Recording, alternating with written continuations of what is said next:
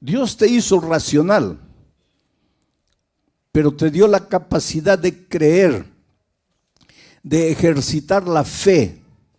Fe es confiar. El problema es que nosotros los seres humanos confiamos en cualquiera, menos en Dios.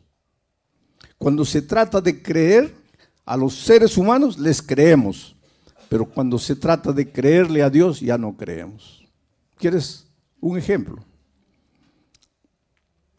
El otro día yo recibí en mi celular un mensaje y dice así: usted acaba de ganar un carro de $100,000. Necesitamos hacer los documentos para enviarle el carro. Por favor, depositen en esta cuenta $1,000 para la documentación. ¿Por qué se están riendo ustedes? Porque ya recibieron. ¿Y por qué existe ese tipo de mensajes? ¿Por qué? Porque hay gente que cree. Porque si nadie creyera, nadie se daría el trabajo de perder el tiempo mandando ese tipo de mensajes. Pero es que hay gente que cree.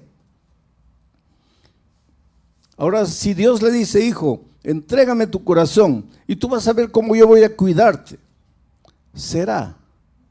¿No será? ¿Cómo será? Pero al otro le mandó los $1,000 rapidito. Esta noche vamos a aprender cómo enfrentar los momentos de dificultad y cómo nuestra vida está llena de dificultades. El texto para esta noche, primer libro de los Reyes, capítulo 17, a partir del versículo 12. Primer libro de los Reyes. Ahí está el texto. Voy a ir leyendo y comentando, pero primero voy a leer este versículo, después voy a contarles el contexto para después entrar de nuevo a este versículo e ir yendo versículo por versículo hasta el 22. Dice: y ella respondió. ¿Quién es ella? La viuda de Sarepta, una viuda que vivía en la tierra de Sarepta, en Fenicia. Y ella respondió. ¿A quién le respondió? Al profeta Elías. Vive Jehová tu Dios, que no tengo pan cocido, solamente un puñado de harina tengo en la tinaja y un poco de aceite en una vasija. Y ahora recogía 2 leños para entrar y prepararlo para mí y para mi hijo, para que lo comamos y nos dejemos morir. Ahora, ¿en qué circunstancias se escribió este versículo? Y eso es lo que les voy a contar como contexto, para que podamos juntos entender el texto que acabo de leer. El profeta Elías estaba vivo. Y el profeta Elías recibió un mensaje de advertencia para el rey. El rey de Israel en esos tiempos se había casado con una mujer llamada Jezabel. ¿Y sabes de dónde había nacido Jezabel? Justamente en Sarepta, en la tierra de Fenicia. Y ella llegó a Israel casada con el rey, trayendo sus costumbres paganas y sus dioses paganos. Y el rey se dejó contaminar por la cultura de la esposa y se olvidó del Dios Todopoderoso y empezó a adorar a los dioses paganos que la esposa trajo. Uno de esos dioses era Baal. Según la cultura de ellos, Baal era el dios de la lluvia, el dios de la tormenta. ¿Y cuál es el mensaje que Dios le entregó a Elías para llevar al rey Acab? Le dijo: mira, dentro de poco tiempo no va a llover más. No va a llover más hasta que tú reconozcas que has ofendido a Dios. Va a dejar de llover. Ahora, miren, atreverse a desafiar al dios Baal, porque el dios Baal era el dios de la lluvia. Y atreverse a decir que por voluntad de Dios va a parar de llover, eso era una afrenta terrible. Y la ira del rey se desató contra Elías, lo amenazó de muerte. La esposa Jezabel, cuando se enteró de la aberración, entre comillas, que había dicho Elías, también decidió enviar gente para perseguirlo y matarlo. Entonces Dios le dio una orden al profeta. Le dijo, vete al arroyo de Querit, allá una fuente de agua natural en las alturas. Y él corrió, mirando atrás para ver si ya lo alcanzaban los perseguidores. Y finalmente llegó al arroyo de Querit y se quedó allí. Ahí tenía agua, en el arroyo había agua. Dejó de llover en la tierra de Israel, pero ahí en el arroyo había agua. Y la historia bíblica, los versículos anteriores al 12, nos cuentan que ahí en el arroyo no tenía que comer, tenía que beber, pero no tenía que comer. Y que Dios le mandó cuervos, y que los cuervos le traían comida todos los días. Le dejaban la comida y se iban. Al día siguiente los cuervos volvían trayéndole comida y se iban. Hay un teólogo alemán famoso que tiene una teoría. Tiene la teoría de la desmitologización de la Biblia. ¿Qué es esta teoría? Él dice, mira, hay que sacarle a la Biblia, hay que sacar de la Biblia todo lo que parece mito. De ahí viene la palabra desmitologización. Hay que sacar de la Biblia todo lo que parece mito. ¿Y por qué este teólogo dice eso?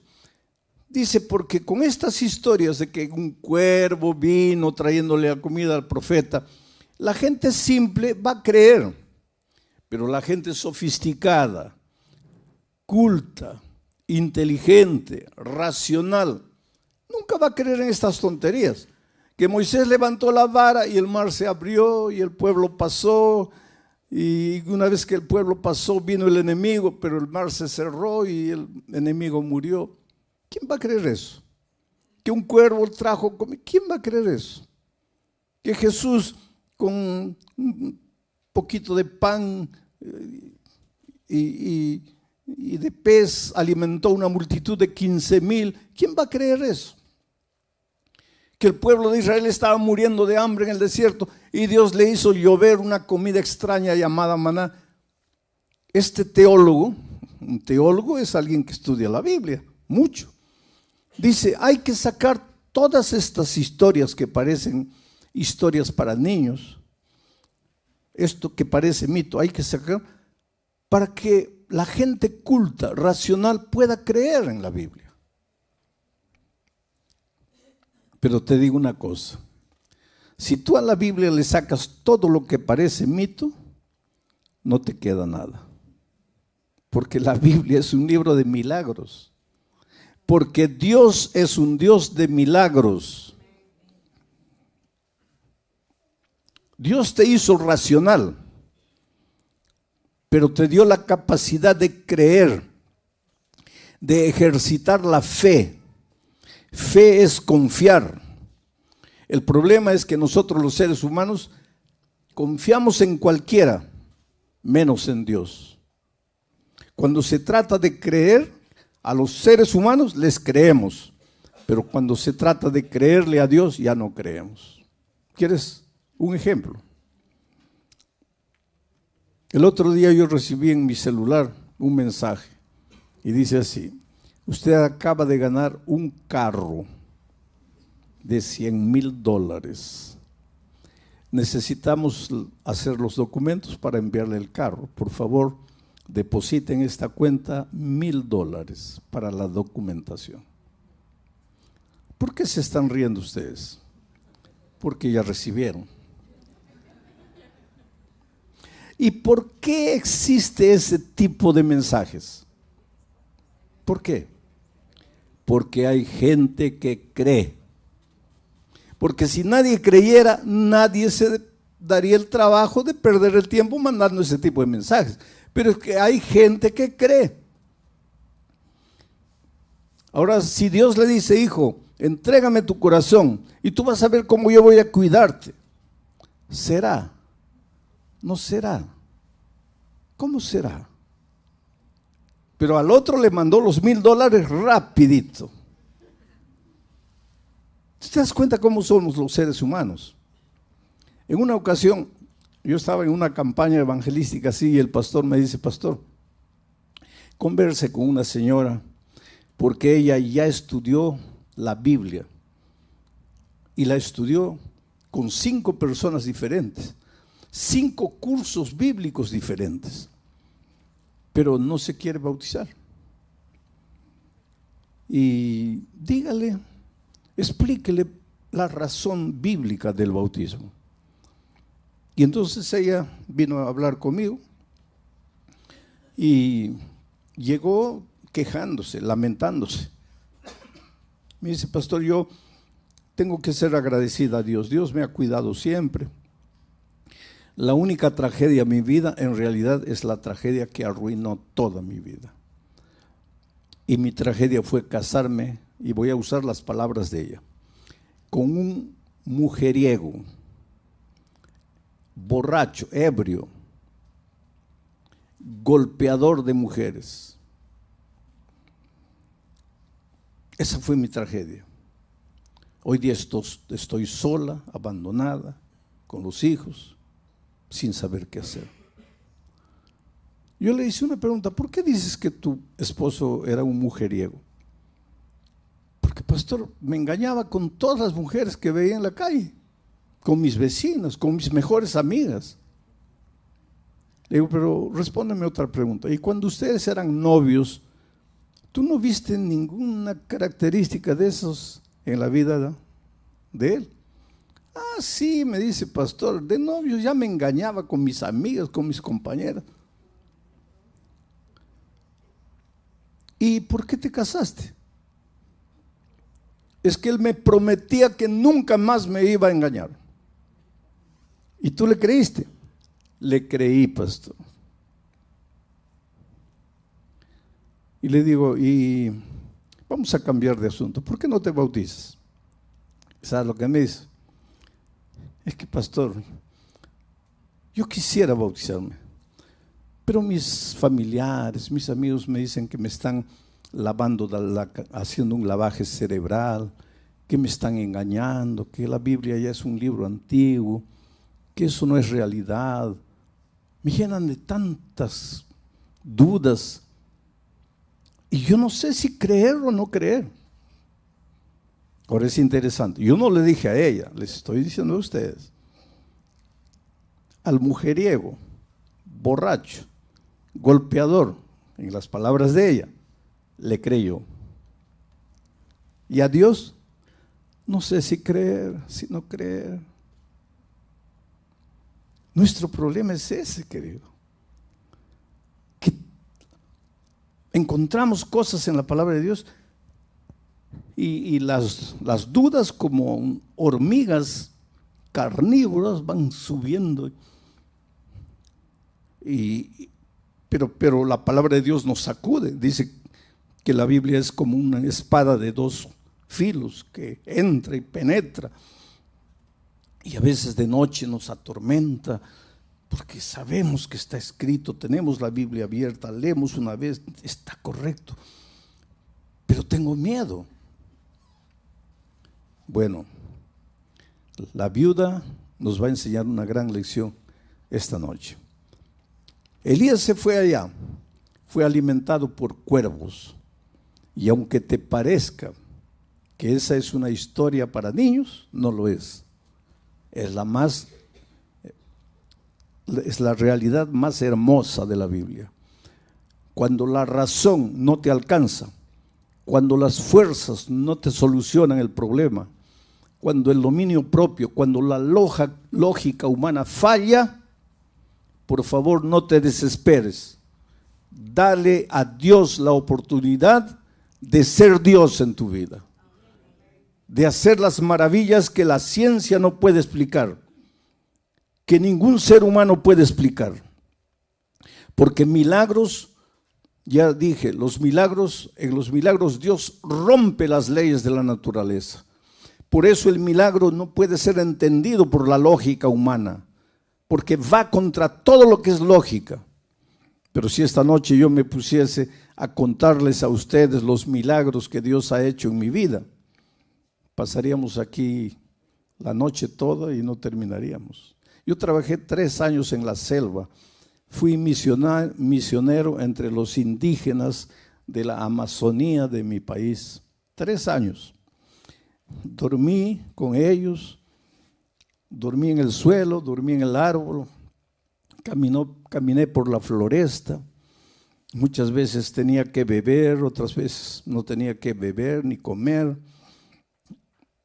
Yo me acuerdo que muchas veces caminaba muriendo de sed, no había agua. Encontraba un charco lleno de renacuajos, ahuyentaba los renacuajos y me tomaba esa agua. Otras veces no había ni charco, había solo un lamazal.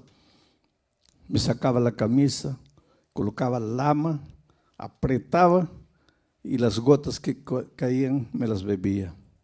Por eso yo siempre digo, yo viajo por todos los países del mundo. Yo digo, la bacteria que quiere entrar a mi estómago tiene que pensar 50 veces, porque corre el riesgo de morir dentro de mí. Dios me envió a la selva para enseñarme a depender de Él. Y yo les podría contar milagro tras milagro, las cosas maravillosas que Dios ha hecho en mi vida. Y si alguna duda quedaba en mi mente con relación a milagros, cuando fui a la selva desapareció todo. Cuando encuentro esto, para mí no me resulta difícil creer, porque yo he vivido en mi propia experiencia eso. Entonces ahora sí, en ese contexto, él fue alimentado en el arroyo de Querit, Elías, por los cuervos, pero el agua se acabó. Y entonces Dios le dijo a Elías, ahora vete a Sarepta, la tierra de Jezabel, la esposa de Acab.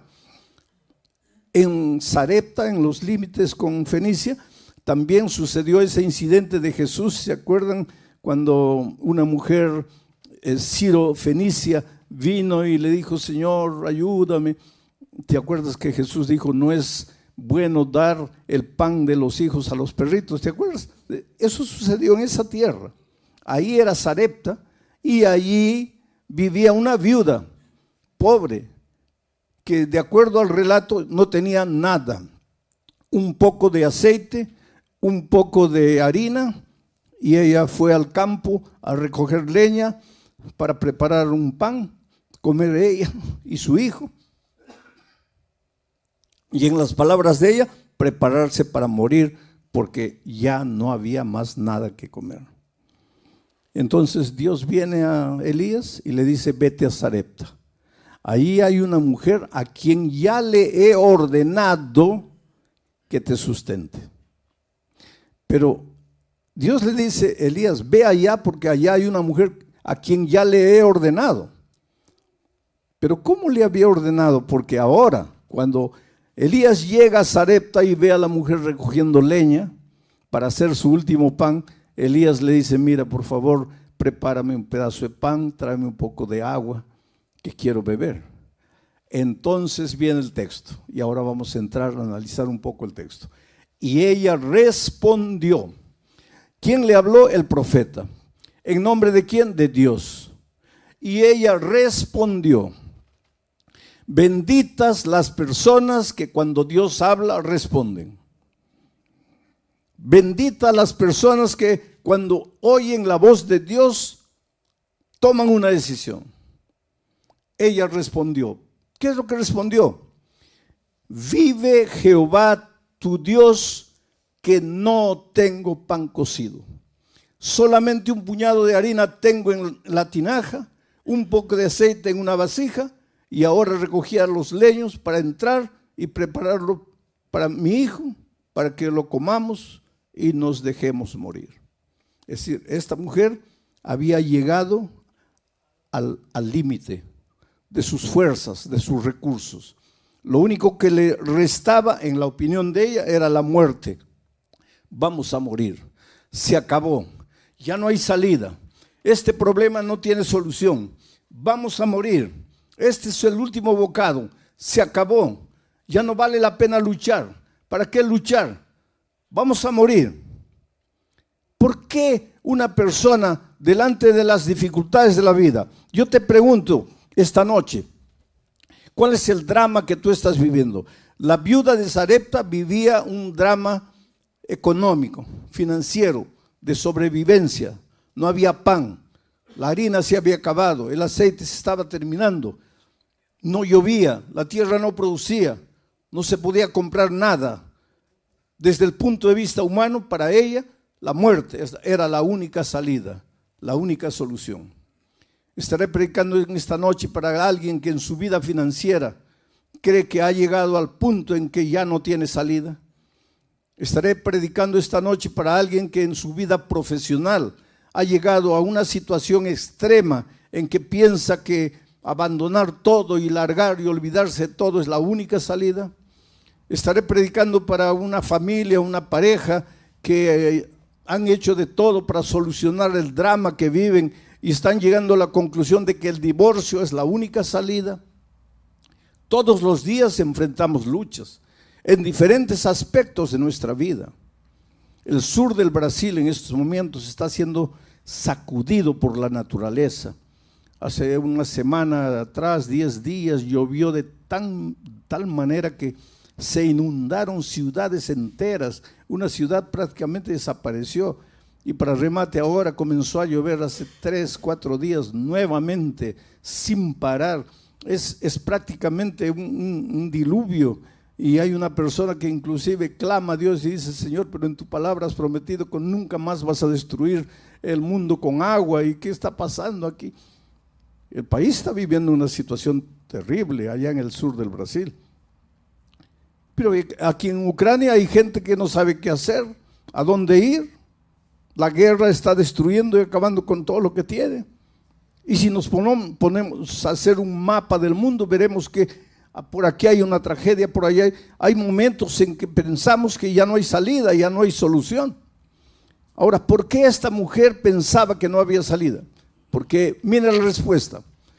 Ella respondió, deja en el versículo anterior, en el versículo 2. Y ella respondió: ¿vive Jehová tu Dios? Ahí estaba el problema. Vive Jehová tu Dios. Esta mujer creía en Dios, pero no era su Dios, era el Dios de Elías. Y te digo una cosa, querido, mi Dios no te sirve a ti. Pero no es el mismo Dios, sí, es el mismo Dios. Pero para mí es el mío. Pero tú nunca te apoderaste de Dios. Tú nunca te tomaste de sus promesas. Tú nunca le abriste el corazón. Tú nunca le entregaste el trono de tu corazón. Es el Dios de la iglesia, es el Dios de los otros, pero no es tu Dios.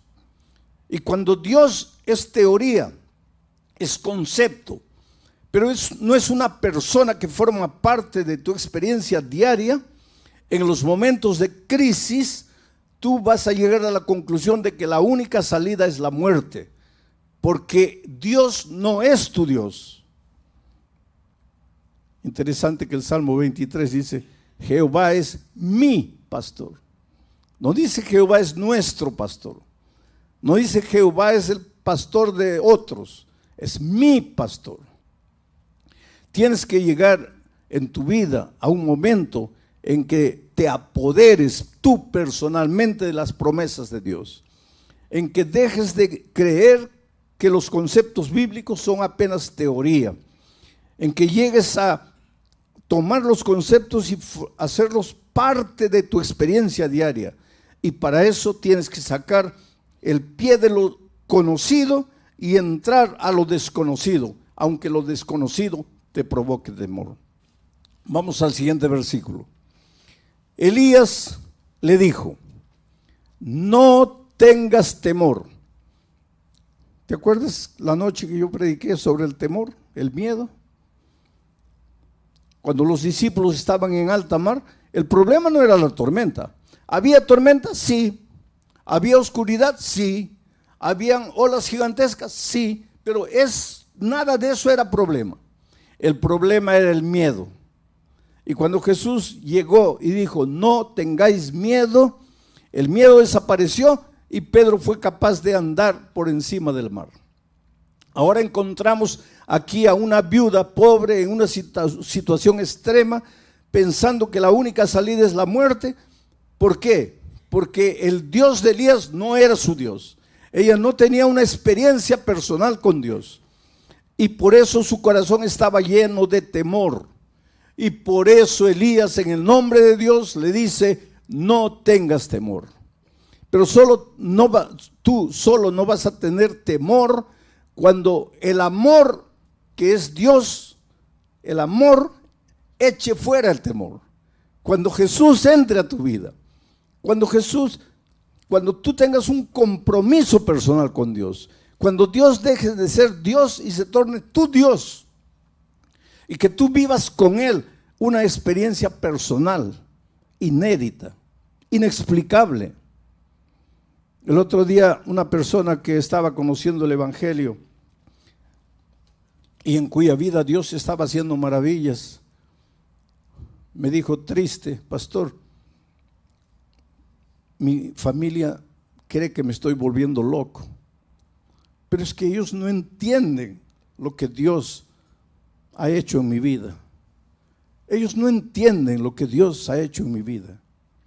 Oh querido, esta es la más linda realidad. Dios va a hacer cosas en tu vida y no te atrevas a contarlo, porque los otros no van a entender. Y si tú no has entendido todavía, es porque Dios todavía no es tu Dios. Pero cuando Dios sea tu Dios, tú vas a ver las cosas maravillosas que Dios va a hacer por ti. Milagros. Y milagros no se comprenden, milagros se aceptan por fe. Elías le dijo, no tengas temor. Ve y haz como has dicho. Pero hazme a mí primero de ello, el aceite y la harina, una pequeña torta cocida debajo de la ceniza, y tráemela, y después harás para ti y para tu Dios. ¿Qué es lo que Elías estaba diciendo? No era para Elías en realidad. Lo que Dios estaba diciendo, mira hijo, en lugar de pensar primero en tus necesidades, entrégame tu corazón, cree en mí, confía en mí. Y la mejor manera de demostrar tu confianza en mí es que me vas a colocar a mí en primer lugar. Prepara el pan y tráemelo a mí. Y después vas a preparar para ti y para tu hijo. Esto es colocar a Dios en primer lugar. Es interesante que Génesis 1:1, el primer versículo de la Biblia, dice así: en el principio Dios creó los cielos y la tierra. Pero leemos el verso y no pensamos, no reflexionamos. Pero mira lo que dice. En el principio Dios. Después que Dios fue colocado en el principio, viene el verbo crear. Dios creó la acción. Y el resultado, cielos y tierra. Todos nosotros queremos los cielos y la tierra, pero nadie coloca a Dios en el principio. Si Dios no está en el principio, no hay cielos ni tierra. El crear sin Dios en el principio no tiene sentido. Tienes que colocar primero a Dios.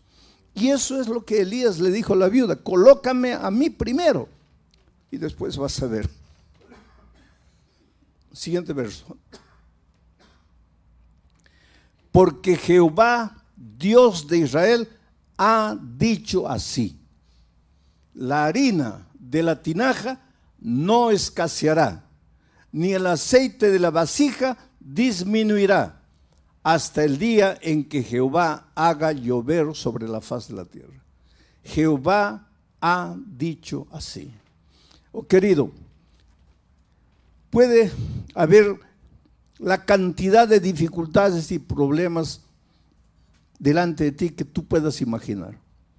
nada va a ser capaz de derrotarte. Primero, si colocas a Dios en primer lugar.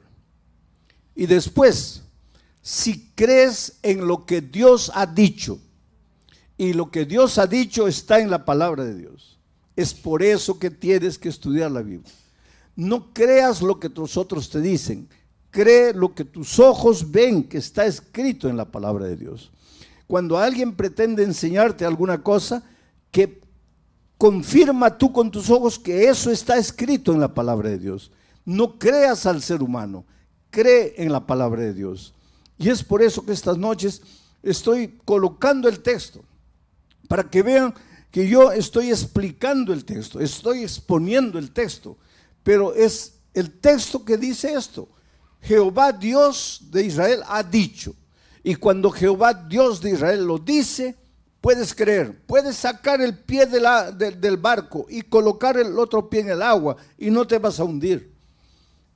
Avanza sin miedo, porque Jehová, el Dios creador de los cielos y la tierra, ha dicho. Versículo 15. Entonces ella fue, y aquí está el problema con muchos. Está bien, escuchan la palabra de Dios, qué bonito, qué maravilloso, amén, qué extraordinario, pero no das este paso.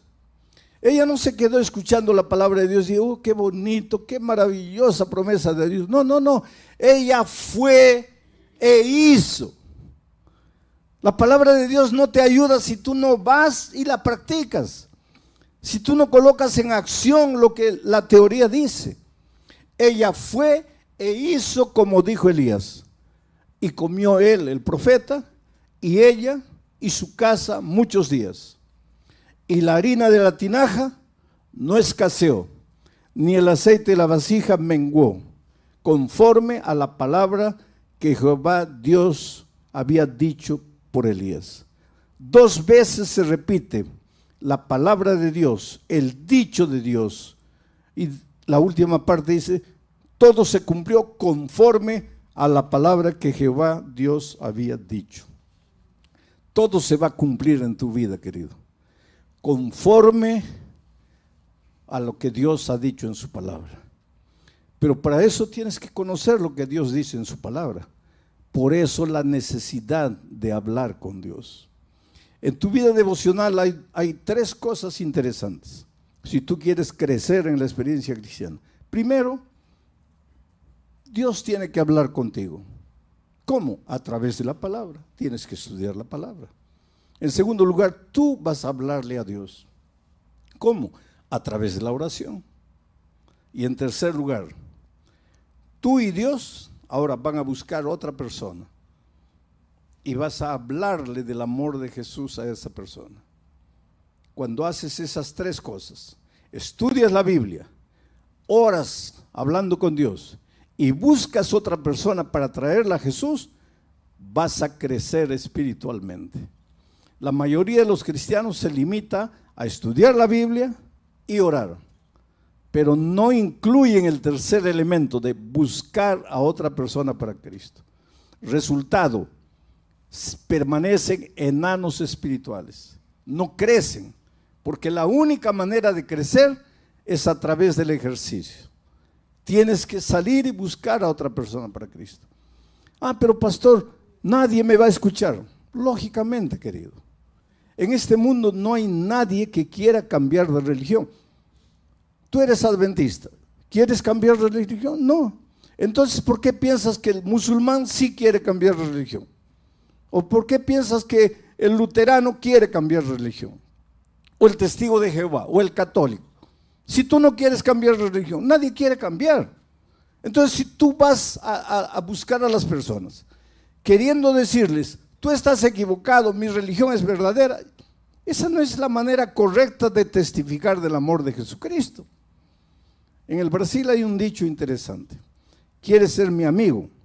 No me hables de política, no me hables de fútbol y no me hables de religión. ¿Quieres ser mi amigo? No me hables de política, que soy de derecha, de izquierda. No me hables de fútbol, que soy del Real Madrid, del Barcelona. y no me hables de religión, que soy de esta o soy de aquella iglesia. Pero entonces, ¿cómo es que traemos a las personas a Cristo? Es la manera más simple. ¿Quién lleva a los jóvenes a las drogas? A ver, dígame, ¿quién los lleva a las drogas? ¿Ah? Los amigos. Los muchachos se meten a las drogas llevados por los amigos. Y el joven que entra al mundo de las drogas, ¿él sabe que la droga lo va a acabar, sí o no? Claro que sabe. En este mundo de tanta información, ¿quién va a decir que entró a la droga y no sabía que la droga lo iba a destruir? Saben. ¿Y por qué entran? Por el amigo. ¿Y tú por qué no puedes traer a alguien para Jesús? Porque en lugar de llegar a las personas y hacerte amigo de las personas y conquistar el amor de las personas y amarlas, tú vas queriendo cambiarles la religión. Y nadie quiere cambiar de religión. La amistad. Miren, la viuda de Sarepta al comienzo, cuando llegó Elías, estaba toda triste, compungida, voy a morir, solo tengo un poco de aceite, no tengo nada, se acabó la vida. Se encontró con Elías, le dijo, ¿tu Dios? Elías dijo, no, mi Dios no te sirve a ti, tú tienes que apoderarte de la promesa divina. Y ella dijo, yo acepto, y con fe fue, y preparó el pan, y el aceite no disminuyó, y la harina no acabó. Ella hizo conforme al mandato de Dios, y la palabra de Dios se cumplió en su vida. Mi querido amigo, mi querida amiga, no sé en qué país estás, dónde estás. Tal vez en este momento estoy hablando contigo allá en la cámara. Estás en el lecho de un hospital, en la celda de una prisión, solo en tu casa, acostado en tu lecho. Tal vez estás desesperado sin saber qué hacer. Pero yo te digo una cosa, tú eres lo más precioso que Dios tiene en esta vida. Esto ya les he repetido esta semana, no es frase bonita de predicador. Esta es la más pura realidad. Cómo Dios te ama. En una ciudad llamada Cuiabá, allá en el Brasil, en la carretera hay una curva llamada la curva del diablo, porque es una curva cerrada. Y si tú entras a mucha velocidad, te pasas y abajo está la boca del infierno. Y ahí nadie te saca. Tú echas una piedra y tienes que contar hasta 20, 30 para escuchar el sonido de la piedra llegando abajo. Un hombre que fue infiel a su esposa. La esposa le dijo, no quiero más vivir contigo. Los hijos le dijeron, nos vamos con mamá porque tú no fuiste un buen esposo, no fuiste un buen padre. Como consecuencia de esa situación familiar, los negocios se fueron a pique. Para que prosperes en cualquier área de la vida, tienes que tener paz en tu corazón. Si tú no tienes paz en tu corazón, vas a ser un mal empleado, un mal empresario, porque no tienes paz en el corazón. Ese hombre, ahora complicado en su vida familiar, se complicó en la vida financiera, se llenó de deudas. Y un día pensó, lo único que me resta es morir. Y agarró la camioneta y subió la carretera para bajar a toda velocidad y lanzarse al abismo con el carro. Mientras subía, prendió la radio, cualquier radio, y por esas cosas divinas, no hay coincidencia, hay propósitos divinos. Por esas cosas divinas, prendió en una emisora llamada Radio Nuevo Tiempo de Brasil, Radio Novo Tempo. Y por esas cosas de la vida, quien estaba predicando en ese momento era yo. Y por esas cosas divinas, la frase primera que él oyó fue: si crees que la única salida para ti es la muerte, espera un poco. La muerte no es salida para nada. Tú no fuiste creado para morir. Tú fuiste creado para vivir. Tú eres el fruto de un Dios de vida. Y si la vida no está funcionando como tú quieres, es porque tú te has olvidado del Dios de la vida. Entonces, en lugar de pensar en acabar con tu vida, entrégale tu corazón a Jesús. Dile: Señor, yo humanamente lo he perdido todo, lo he destruido todo. Por primera vez en mi vida, y tal vez porque ya no me queda otra cosa, te voy a dar un voto de confianza. Haz por mí lo que yo no puedo hacer por mí mismo. Y esas palabras impactaron su corazón. En primer lugar, él dijo: ¿quién es este hombre? En segundo lugar, ¿quién le contó mi historia? Este hombre me está hablando a mí. Yo soy el que destruyó mi familia, mi vida financiera. Yo soy el que está subiendo aquí para matarme. ¿Quién le dijo a este hombre? Eso lo impactó tanto que cuando llegó arriba, recostó el carro, salió a la carretera, inclinó el cuerpo encima del volante y lloró, lloró y lloró. Y el otro día ya les dije que a veces pienso que las lágrimas Dios nos ha dado para lavar la basura interior que nos está matando. Pero él no solo lloró, él habló con Dios a gritos y dijo: Señor, yo soy el hombre que este hombre que está hablando está describiendo. Estoy perdido, he venido aquí a matarme, pero tú eres Dios de vida, tú me creaste, entonces dime, ¿qué quieres de mí? Y cuando él estaba gritando eso, yo en el sermón decía: simplemente entrégale tu corazón a Jesús. Y ese hombre ahí donde estaba le dijo a Dios: Señor, yo no sé qué es entregarme a Jesús, pero aquí estoy, aquí me entrego. Al final descubrió que era la emisora Radio Nuevo Tiempo, escribió a la emisora lo alcanzó. Hoy día es un miembro de iglesia feliz, ha restaurado su matrimonio, está restaurando sus empresas, porque cuando Dios te restaura, te hace completamente de nuevo. Pero no puede hacer nada en tu vida por la fuerza. Tú tienes que querer, tú tienes que decir sí. Aunque tengas que decirle: Señor, yo no entiendo, por ejemplo, ¿por qué este pastor me pide que me levante y vaya adelante? No lo entiendes. No lo entiendes hoy. Un día lo vas a entender.